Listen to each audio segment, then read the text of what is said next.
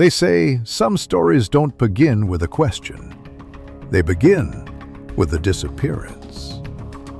And this one starts with a man named Daniel Holt, an American traveler, a restless soul wandering the world with a camera and a sense of curiosity that sometimes, just sometimes, pulled him into places he wasn't supposed to be. In November of 2014, Daniel boarded a train heading north out of Moscow.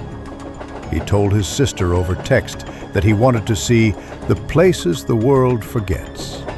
His last message, sent at 6:12 p.m., was simple. "I think I found something." He never sent another. For years, what happened next was buried under rumors, half-whispers, and a silence that felt intentional. But to understand Daniel's disappearance, you have to go back to where he was traveling, deep into Russia's vast, frozen forests. A place where roads turn to dirt, dirt turns to ice, and ice covers secrets. Including one secret in particular, a bunker. Not just any bunker, the bunker.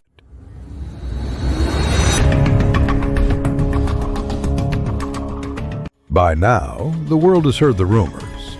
Stories of Vladimir Putin building a fortified network of underground shelters across Russia. But there's one that stands out. A remote compound, supposedly carved beneath a ridge of ancient rock, far from any city. A place guarded not just by soldiers, but by silence. And Daniel, somehow, walked right into it. Or at least, that's what the evidence suggests. The first clue surfaced in 2017, when a group of hikers found Daniel's abandoned backpack half buried in snow. Inside were a cracked camera, 2 memory cards, and a small notebook with pages smudged by frost. Most of it was unreadable, but on one page, a single phrase survived.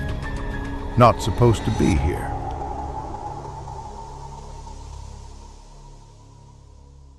At first, no one took it seriously. Russia is full of restricted areas, old Soviet test sites, military training grounds, closed borders. But when investigators opened his memory card, they found a handful of corrupted video files. Only one played. It showed Daniel walking through a dense forest, breathing hard, snow drifting past the lens like ghosts. Behind him, just for a moment, there was a tall steel fence topped with barbed wire. Zoom in, enhance the frame, stabilize the shot, and suddenly the picture became clear. A symbol, the insignia of Russia's Federal Protective Service, the same agency that guards the president. Now the story changed. When the footage leaked online, experts came forward. A former intelligence analyst said the fencing matched restricted FSO facilities, specifically those built around underground structures. A military engineer described ventilation stacks disguised as tree trunks. A geographer pointed out the terrain, a remote region near the Ural Mountains, precisely where Putin's rumored doomsday bunker was said to be built. Suddenly, Daniel's disappearance wasn't just a tragedy. It was a geopolitical mystery. Theories exploded: kidnapping, arrest, espionage. But there was one detail everyone missed at first: sound. When audio engineers cleaned the background noise on Daniel's video, a faint mechanical hum emerged. Not the kind you hear from a generator. Something deeper, rhythmic, constant, like the heartbeat of a massive machine buried underground. Ventilation, a structure that never turns off. A bunker that's alive. So what really happened to Daniel Holt? To answer that, You have to understand how Russia responds to accidental trespassers near sensitive sites. Most are detained, questioned, then released. But there's another category, areas marked Level 7. Locations so sensitive that according to leaked documents, civilian encounters are treated as national security disruptions. Putin's alleged bunker is believed to be one of those Level 7 zones. And Daniel unknowingly walked inside the invisible ring around it. Witnesses later came forward, quietly, anonymously. A railway worker said he saw a foreigner escorted by officers near the station closest to the restricted zone.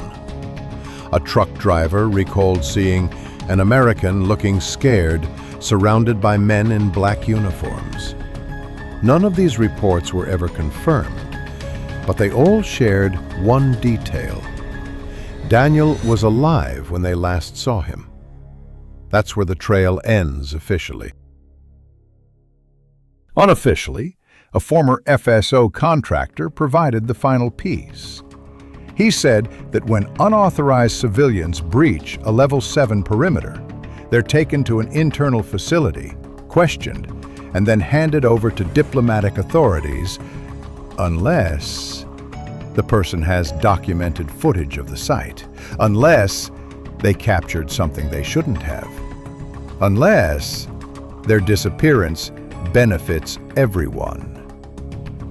And that's when the story grows quiet again. For years, the U.S. government issued statements, inquiries, requests for information. Russia denied ever detaining any American traveler in that region. Daniel's case was filed under missing abroad. His family held vigils. His sister kept his phone number active just in case. But sometimes the world gives you a whisper instead of an answer. In 2021, 7 years after Daniel vanished, a message pinged his sister's email. It came from a temporary account deleted minutes later. There were only 3 words. He saw everything.